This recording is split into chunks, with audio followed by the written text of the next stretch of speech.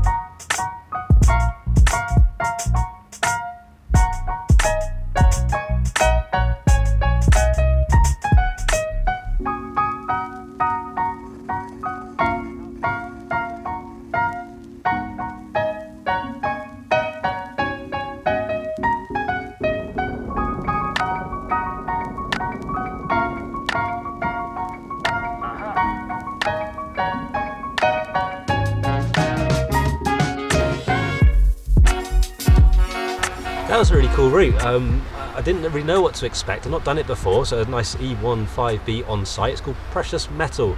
I did that one because someone mentioned it on that Fool's Gold video I did the other day, and I thought, why haven't I done that route? Because I've done bits and pieces of trad on the Orme, but mostly it's sport for me when I come up here. Relating it to the video's question, what's harder, 7A or E1? I'll come on to that in a bit when I've climbed the 7A down the path a little bit. But the climbing on that E1, absolutely steady away, probably 6A-ish. So of course the climbing, that's a lot easier than 7A, isn't it?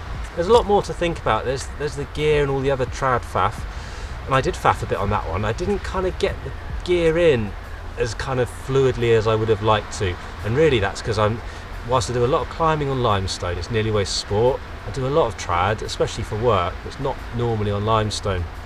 So whilst I read the route really well and knew what to expect in terms of holds, normally on trad I get sort of first time gear placement, so that's a number 5 nut, get the right nut, bang it in. on this one this morning, I was out by sort of one size a couple of times. I think that was just familiarity. We're all human, so it takes a while to get used to a rock type in that sense. Gear wise, I take just a normal rack, to be honest. Cams I got in from the Totem Green, that one in the brake, that was a good one, happy to get that in. Got damp on that brake, so I had to bump around a little bit, wasn't too keen on hanging on those holds for long. And then nuts, I took everything really, because I didn't know what to expect.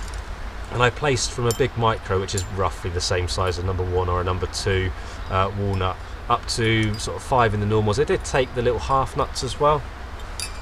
Could have done without them, to be honest. But I took sort of 10 draws and just a standard rack of stuff because of my lack of familiarity, but nothing special required really, just normal E1 stuff. Really nice though, like I said already, but really enjoyed the climbing.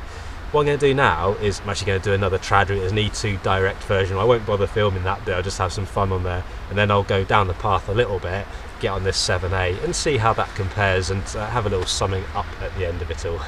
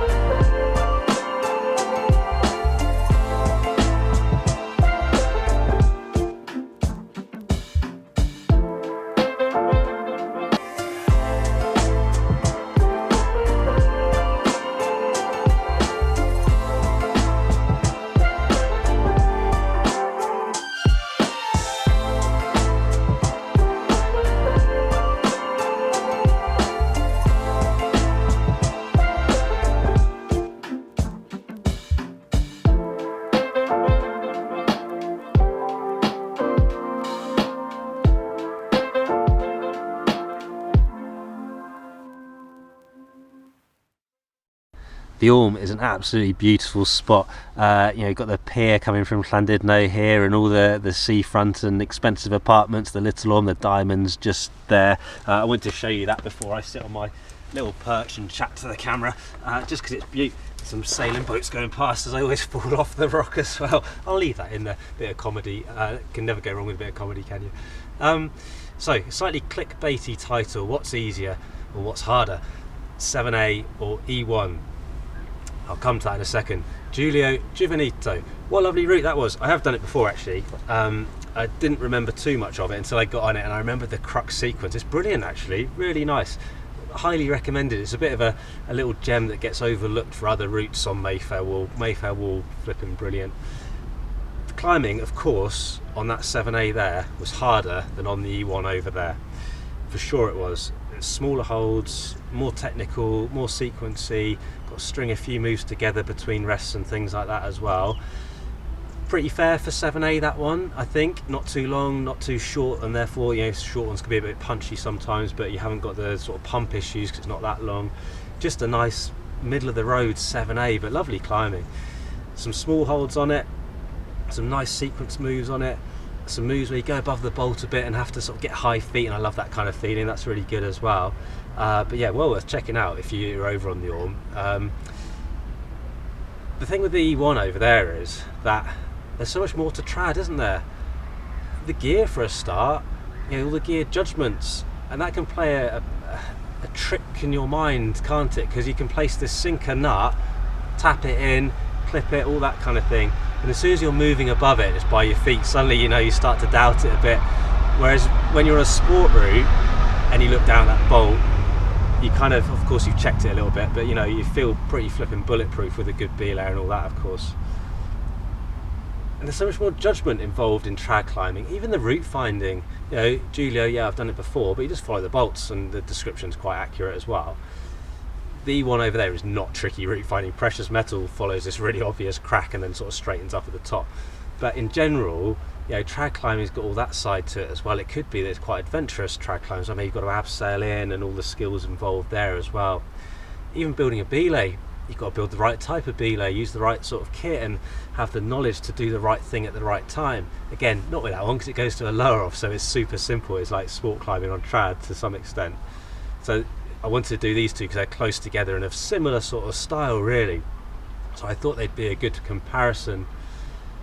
So whilst the climbing is of course technically harder on that 7A, to be a comfortable sport 7A leader, I think is so much more accessible than being a comfortable E1 leader, just in terms of the skills and the kit and all that kind of thing.